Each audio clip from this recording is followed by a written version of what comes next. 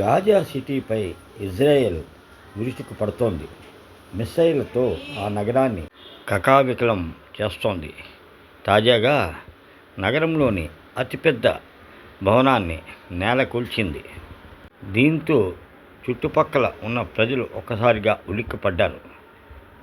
అయితే ఆ బిల్డింగ్ నుంచే హమాస్ ఉగ్రవాదులు కార్యకలాపాలు నిర్వహిస్తున్నారనే అనుమానంతో ఇజ్రాయెల్ ఈ బిల్డింగ్ను కూల్చివేసినట్లు తెలుస్తోంది.